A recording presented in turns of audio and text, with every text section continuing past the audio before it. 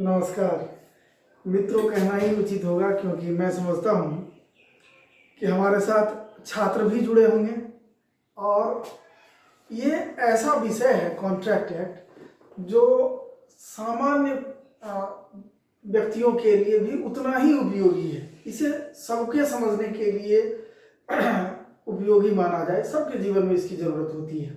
खैर, तो पिछले क्लास में हमने कॉन्ट्रैक्ट एक्ट के तथ्यों को एक नए आयाम तक लाया था।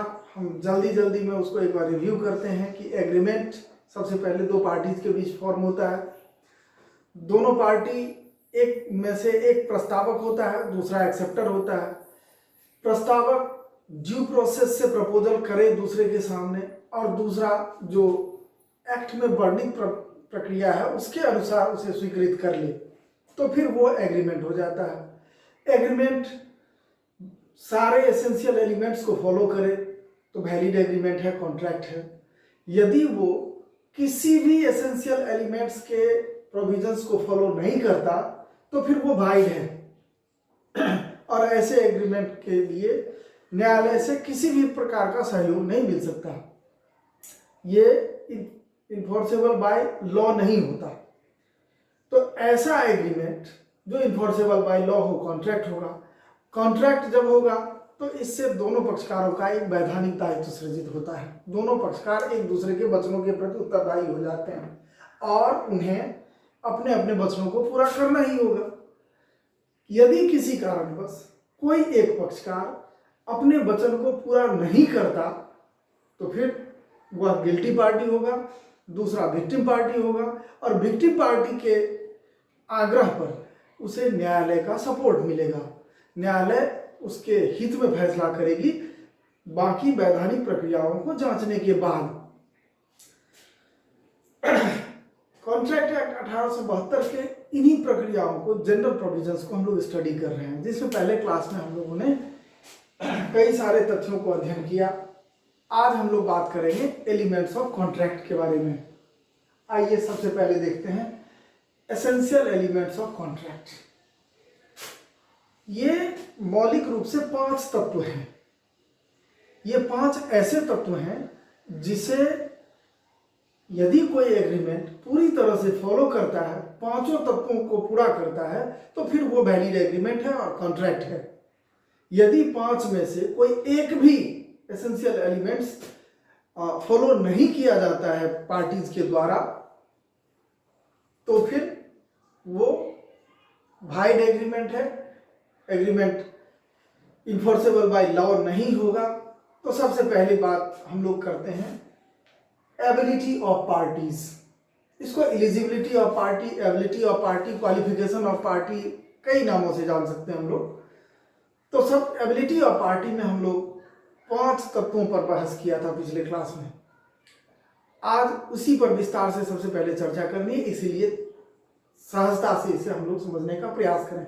सबसे पहली बात कि पार्टी योग्य होना चाहिए। पार्टी होना कैसा चाहिए, इस विषय पर हम लोग बात करते हैं कि पार्टी में क्या क्या गुण अवगुण होने चाहिए, कौन से अवगुण नहीं होने चाहिए, कौन सा गुण होना चाहिए, इसी विषय पर चर्चा करनी है हम लोग को। सबसे पहली बात है कि पार्टी मेजर हो, बालिग हो। बालिग होने के संबंध में हम लोग सभी जानते हैं कि भारत में 18 वर्ष की आयु पूरा करने वाला बालिग कहलाता है। दूसरा तत्व होता है कि वो अनसाउंड माइंड का नहीं हो, स्वस्थ मस्तिष्क का हो। स्वस्थ मस्तिष्क से क्या आशय है? तो सबसे पहली बात कि वो मैड नहीं हो, पागल नहीं हो, विक्षिप्त नहीं हो। दूसरी बात कि बहुत अधिक पीड़ा में नहीं हो, बहुत अधिक दर्द में नहीं हो। तीसरी बात कि बहुत अधिक नशे में नहीं हो, क्योंकि ये सब दशाएं जो है उसमें व्यक्ति अपने हित या अहित को के संबंध में उचित निर्णय लेने की स्थिति में नहीं होता। इसलिए कहा जाता है कि पागलपन की दशा में व्यक्ति नहीं होना चाहिए, बहुत अधिक पीड़ा में नहीं होना चाहिए, क्योंकि ऐसे दर्द की दशा में वो अच्छा निर्णय नहीं ले सकता, वो पार्टी बनने योग्य नहीं होता। तीसरी बात हमने बताया कि बहुत अधिक नशे में नहीं हो। और चौथी महत्वपूर्ण बात है कि वह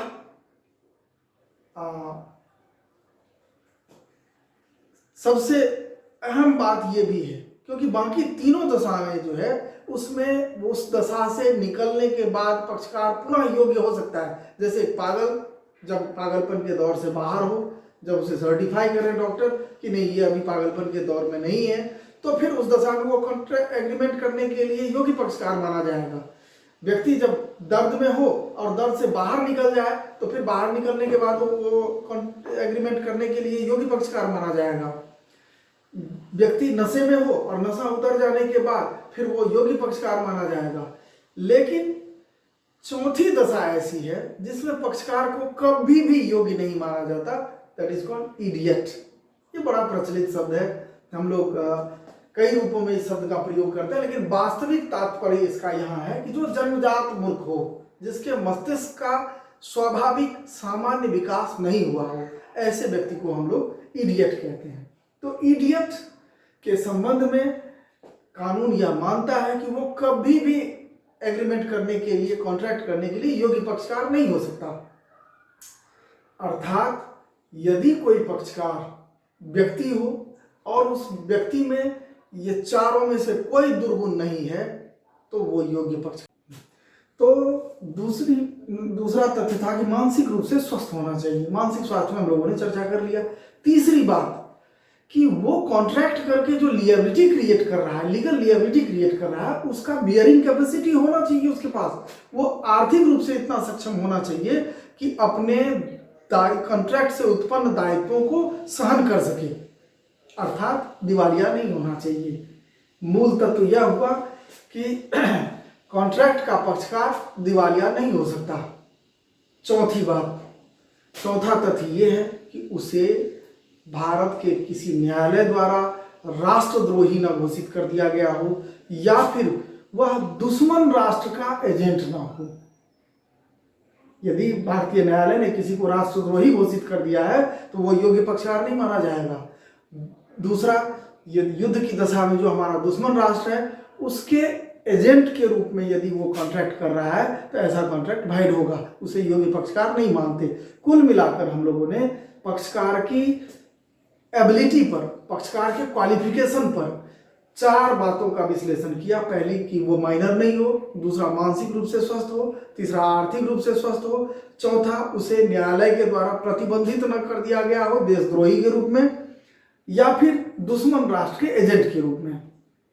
ऐसे पक्षकार को योग्य पक्षकार नहीं कहते।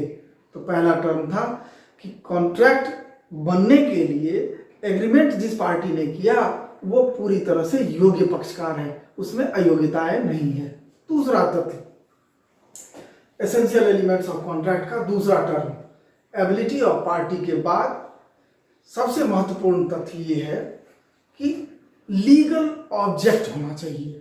एग्रीमेंट करने का ऑब्जेक्ट लीगल होना चाहिए, तभी वो कॉन्ट्रैक्ट में कन्वर्ट हो सकता है। यदि एग्रीमेंट का ऑब्जेक्ट लीगल नहीं है तो फिर वो कभी कॉन्ट्रैक्ट नहीं हो सकता, वो वहीं वाइड हो गया। यहाँ ऑब्जेक्ट लीगल होने का क्या आशय है? हम लोग किसी एग्रीमेंट का ऑब्जेक्ट लीगल है या नहीं है इसका परीक्षण कैसे कर सकते हैं? इसके लिए इसकी विस्तृत चर्चा है, आगे जाकर चर्चा करेंगे, लेकिन मोटे तौर पर हम लोग ये बहस करें कि कोई भी 2 पार्टी आपस में एग्रीमेंट तीसरे पक्षकार के हितों को नुकसान पहुंचाने के लिए कर रहा है, इसका मतलब उसका ऑब्जेक्ट लीगल नहीं है। 2 पार्टी एक दूसरे के सहूलियत के लिए, सुविधा के लिए, सहयोग के लिए यदि एग्रीमेंट कर रहा है तो वो ऑब्जेक्ट लीगल है। लेकिन वो दोनों इसलिए एग्रीमेंट कर रहा है कि वो तीसरे पक्षकार के हितों को नुकसान पहुंचाएगा, तो ऐसा एग्रीमेंट लीगल ऑब्जेक्ट वाला नहीं कहा जाएगा। और यदि ऑब्जेक्ट लीगल नहीं होगा तो वाइड हो जाएगा। लीगल ऑब्जेक्ट को हम लोग और ज्यादा डिस्कस करेंगे आगे जाकर। तीसरा टर्म लॉफुल कंसीडरेशन, बहुत महत्वपूर्ण है ये। लॉफुल कंसीडरेशन होना चाहिए एग्रीमेंट में, वैधानिक रूप से स्वीकृत प्रतिफल होना चाहिए, लॉफुल कंसीडरेशन होना चाहिए। लॉफुल कंसीडरेशन का क्या अर्थ है? तो ऐसा कोई भी तत्व कंसीडरेशन के रूप में मान्य नहीं होगा जो वैधानिक रूप से मान्य नहीं है। एक छोटे से उदाहरण से हम इसे स्पष्ट करना चाहेंगे कि एक पक्षकार दूसरे पक्षकार की एक संपत्ति जो 10 लाख रुपए की है खरीदना चाह रहा है और बदले में उसे एक AK-47 और कुछ रुपये नगद, बाकी शेष रुपये नगद देना चाह रहा है, तो ये वैधानिक रूप से अमान्य होगा क्योंकि इसका कंसिडरेशन लॉफुल नहीं है। एक सिविलियन AK-47 के लिए इंटाइटल नहीं है। ये वेपन रिस्ट्रिक्टेड वेपन है, एक सिविलियन इसको नहीं रख सकता। तो स्वाभाविक रूप से ये कंसिडरेशन के रूप में दिया जाए एग्रीमेंट में, तो ये लॉफुल कंसिडरेशन नहीं हुआ। इसी तरह से लॉफुल कंसिडरेशन होना चाहिए, इस पर भी विस्तार से चर्चा करेंगे आगे हम लोग। चौथा टर्म कि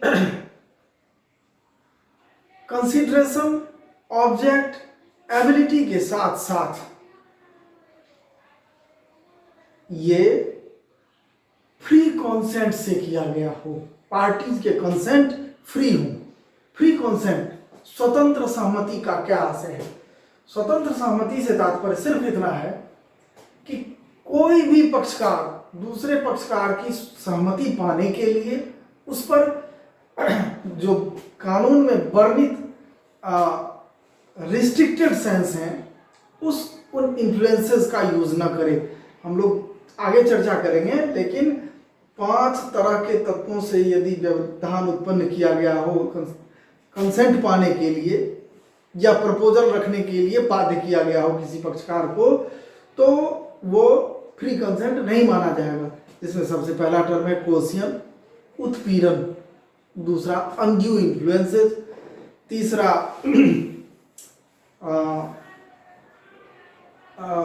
फ्रॉड, चौथा मिस रिप्रेजेंटेशन, पांचवा मिस्टेक। ये 5 तत्वों से यदि प्रस्ताव करने के लिए किसी पक्षकार को बाध्य किया गया हो या सहमति पाने के लिए किसी पक्षकार के ऊपर इन तत्वों का प्रयोग किया गया हो, इन विचारधाराओं का प्रयोग किया गया हो, तो ऐसे कंसेंट को फ्री कंसेंट नहीं कहते। अर्थात फ्री कंसेंट होना चाहिए, स्वतंत्र सहमति अनिवार्य है किसी एग्रीमेंट का कॉन्ट्रैक्ट में कन्वर्ट होने के लिए। और 5वें तत्व में हमने चर्चा में रखा है कि ऐसा कोई भी एग्रीमेंट जो पहले ही वर्णित है, जिसे वाइड अब इनिशियो कहते हैं, जो शुरू से ही व्यर्थ है, ऐसा कोई भी एग्रीमेंट जिसके संबंध में विधान में यह वर्णन कर दिया गया है कि इस तरह का एग्रीमेंट व्यर्थ होगा, तो एग्रीमेंट ऐसा नहीं हो जो वर्णित हो, विधान में वर्णित एग्रीमेंट के समान हो, जिसे विधान में व्यर्थ घोषित किया गया, अर्थात वाइड अब इनिशियो नहीं हो। 5 तत्वों की बात की हमने।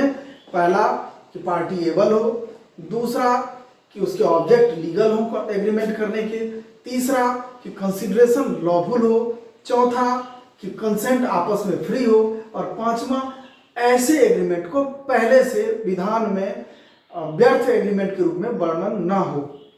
इन 5 तत्वों से जो पूर्ण एग्रीमेंट होगा वही वैलिड एग्रीमेंट होगा और वही कॉन्ट्रैक्ट बनने की योग्यता रखता है।